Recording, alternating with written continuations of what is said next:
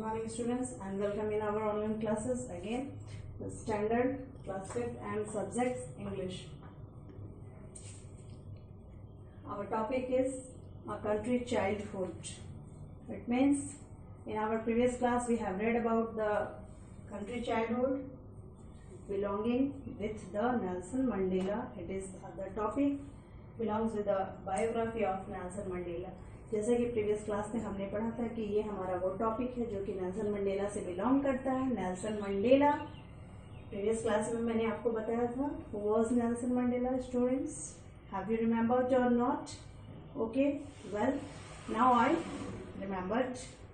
Try to recall the all previous taught topics. Next, the Nelson Mandela. He was the first black president of South Africa and also the first person who raised his voice against the racial discrimination. Nelson Mandela वो महान व्यक्तित्व के इंसान थे जिन्होंने racial discrimination के against रूप, रंग और गोरे और कालों के बीच के भेदभाव को समाज से हटाने में सबसे पहला योगदान इन्हीं व्यक्ति का था. और इनमें हमें आज के टॉपिक में पढ़ना है. प्रीवियस क्लास में जो हमने पढ़ा था वो था कि कैसे वो नेचर को अपना प्लेग्राउंड मानते हैं और प्रकृति की देख रेख में उनका बचपन भी था. उनके पूरी फैमिली जॉइंट थी. जॉइंट फैमिली में एक साथ ही रहते थे और 3 झोपड़ियों का उनका घर हुआ करता था जिनमें वो अपने सभी भाई बहनों के साथ रहा करते थे. सारे फूड शेयर किया करते थे. Even mats and blankets also he used to share with his brothers and sisters. वो अपने न सिर्फ खाने पीने की चीज़ों को आपस में शेयर करके खाया पिया करते थे बल्कि वो अपने मैट और ब्लैंकेट यानी सोने के जो भी चीज़ें होती थी वो भी आपस में शेयर होता था. This biography also shows that the unity of a family में कैसे unity था ये सारे इन बायोग्राफी में हमने देखा. Our next and some important which topics given in the biography, that is the main points. When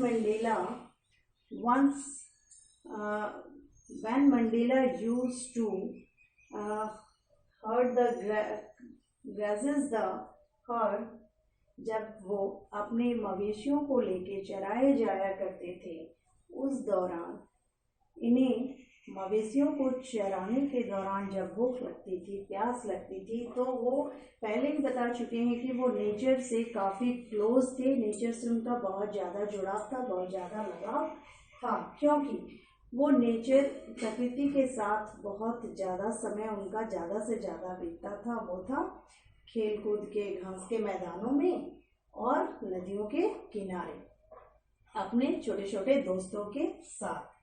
इस दौरान उन्होंने शीप और काफ्स को ग्रेजेस करवाना तो सीखा ही, मवेशियों को चराने की कला तो वो उन्होंने सीखा ही. साथ ही साथ मवेशियों पे राइड करना, उनके ऊपर बैठना और बैठ करके उनकी सवारी करना, आपस में खेल कूद करते हुए पूरा दिन उनका बीता करता था. इस तरीके से जब उन्हें भूख लगता तो वो गैदर करते थे wild honey fruits, catch fish and stick fight, made animals and birds out of clay, made ox drawn sledges with the tree branches. तो जब वो मवेशियों को लेके पहाड़ों में और जंगलों में चराए जाया करते थे उस दौरान वो प्रकृति से बहुत कुछ सीखे. और सीखे क्या, तो उन सीखने वाली चीज़ों में था वो था कि वो जंगली फल मूल को इकट्ठा करना सीखते थे और उनको खा के अपनी भूख मिटाया करते थे. मछलियों को पकड़ना सीखते थे नदियों से. आपस में छड़ी से, स्टिक से एक दूसरे के साथ, अपने दोस्तों के साथ, अपने भाई बहनों के साथ लड़ाई करना यानी कि खेल कूद करना. स्टिक फाइट की कला भी उन्होंने जंगलों में ही सीखा, नेचर से ही सीखा. और पेड़ पौधे, एनिमल्स और बर्ड्स मिट्टी को आटे की तरह गूंथ के मिला के और उनका एनिमल्स बनाना, बर्ड्स बनाना और इन सब चीज़ों को बनाते हुए, ये भी एक कला है, बनाते हुए वो इन खिलौने से खेलते हुए बड़े हुए. साथ ही साथ पेड़ की टहनियों को तोड़ के, पेड़ की डालियों को तोड़ के वो ऑक्स बैलगाड़ी बनाया करते थे और उससे स्लेजेस बना करके उनसे खेला करते थे। तो इस तरीके से देखा आपने कि कैसे नेल्सन मंडेला बचपन में कितनी सारी गुणों को, कितनी सारी कलाओं को प्रकृति के बीच रहते हुए प्रकृति से उन्होंने सीखा। जैसे कि मछली पकड़ना हुआ, जैसे कि स्टिक फाइट हुआ, और जैसे कि कह सकते हैं कि मिट्टी को गूंथ करके और बर्ड्स और एनिमल्स को बनाना। तो इसलिए वो नेचर को अपना प्लेग्राउंड मानते हैं और ये उनकी एक व्यक्तित्व का ही एक हिस्सा है, जिसको कह सकते हैं कि इतने साधारण से परिस्थितियों में रहते हुए और इतने महान व्यक्तित्व के वो इंसान इतने बड़े जगह पहुंचेंगे ऐसा कोई नहीं जानता था। साथ ही व्हेन, और अब उनके लाइफ का एक इम्पॉर्टेंट इवेंट है जो आपके चैप्टर में शेयर किया गया, वो यहाँ पे मैं बताना चाहूँगी। जैसे कि when Nelson Mandela grew up, he become the leader of the African people. जब वो बड़े हुए और अपने पूरी अफ्रीकन टीम की, पूरी पीपल के, वहाँ के मेंबर्स के, पीपल के जब वो लीडर बने, तो उस वक्त उनका एक टूर हुआ जो कि चाइना उनको जाना था किसी काम से।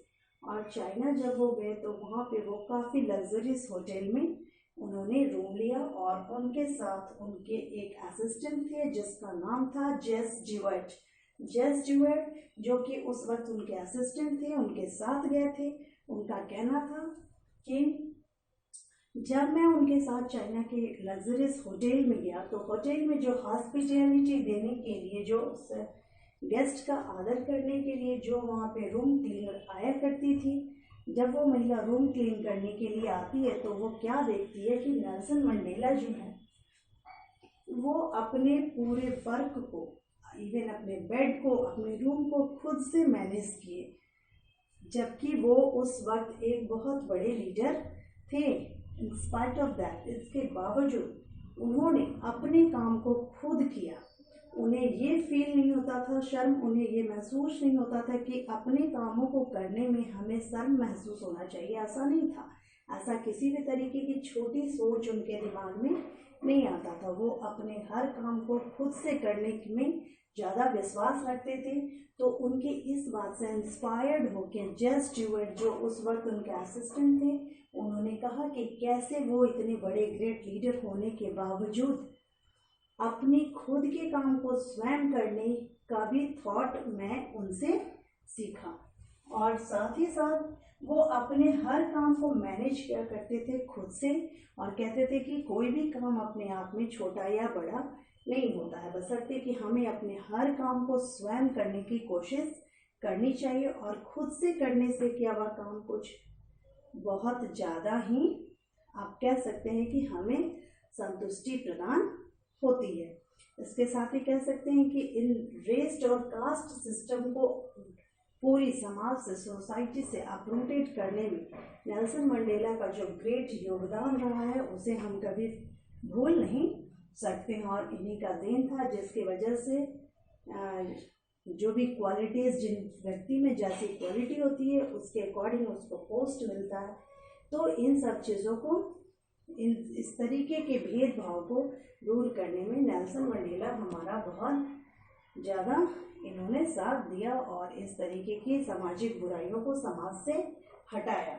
साथ ही साथ इस चैप्टर में हमें एक और टॉपिक पढ़ना है, वो ये है कि जो इम्पॉर्टेंट फैक्ट्स हैं, वो इम्पॉर्टेंट फैक्ट्स में एक फैक्ट और रह गया है जो कहना है कि जब वो एक बार और हवाई जहाज़ की यात्रा कर रहे थे, उस यात्रा के दौरान उनके साथ रिचर्ड नामक एक व्यक्ति भी उनके साथ थे। इस बायोग्राफी में दिया गया है कि रिचर्ड नामक व्यक्ति जो कि उनके साथ सफ़र कर रहे थे, उस दौरान प्लेन से नेल्सन मंडेला का प्लेन के सफ़र में रिचर्ड स्टैंजन जो उस वक्त उनके साथ थे, वो साथ साथ दोनों सफ़र कर रहे थे।